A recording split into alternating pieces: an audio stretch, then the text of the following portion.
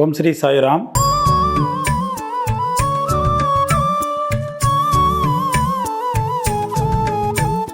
அரிவிநாயக் சாதே என்ற பக்தர் வேப்ப மரத்தை சுற்றி உள்ள இடத்த விலைக்கு வாங்கி அதை சுற்றி ஒரு மேடையை கட்டிடுறாரு. அங்கே மேலும் ஒரு கல் கட்டிடமான வாதாவையும் அவர் தான் கட்டுறாரு. அந்த வாதால தான் திரளான ஷிரடி யாத்திரைகள் தங்குறாங்க. வேப்ப மரத்தை சுற்றி ஒரு படிக்கல்லும் ஒரு இடுப்பரமும் அமைச்சிடுறாங்க.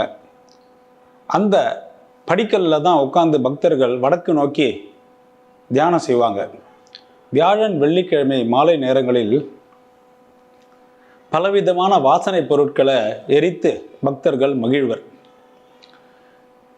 அரிவிநாயக் சாதையுடைய வாதா இருக்கு இல்லையா, அது பழமையானதும் உதிர்ந்து கொட்டும் தன்மையாகவும் ஆயிடுறது.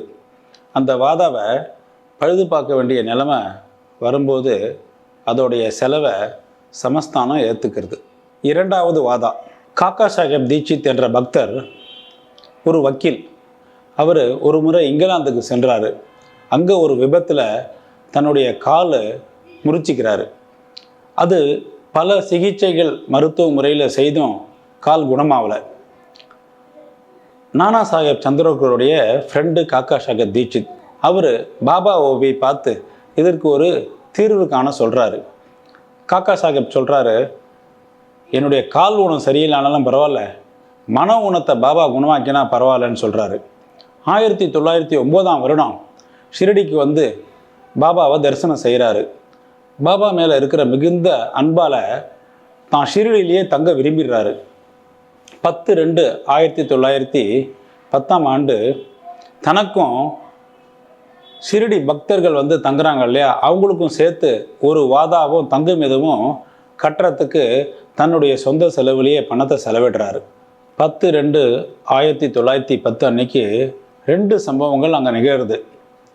ஒன்று என்னென்னா, தாத்தா சாஹேப் கபர்டே தன்னுடைய வீடு திரும்புவதற்கு அனுமதி அளிக்கிறாரு பாபா. இரண்டாவது, சாவடியில் இரவு ஆரத்தி தொடங்கப்படுறது.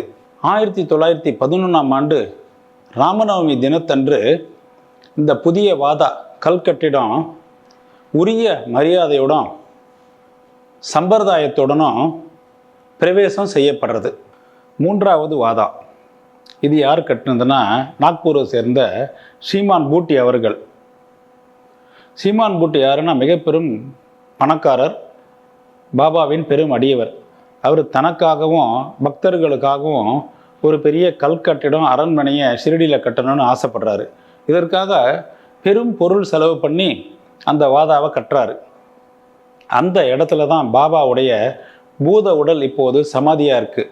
அதுதான் சமாதி மந்திர்னு பக்தர்களால் போற்றப்படுறது. இந்த இடத்துல பாபா தன்னுடைய முயற்சியால் கட்டின ஒரு பூந்தோட்டமும் இருக்குது. ஆரம்ப காலத்தில் அரிவிநாயக் சாதையுடைய வாதா தான் ஷிரடி பக்தர்களுக்கு பயன்பாட்டில் இருந்தது. இப்போது மொத்தமாக 3 வாதாக்கள் வந்து நிரம்ப ஷிரடியில் பயன்பாட்டுக்கு வந்துடுது. ஓம் ஸ்ரீ சாய்ராம்.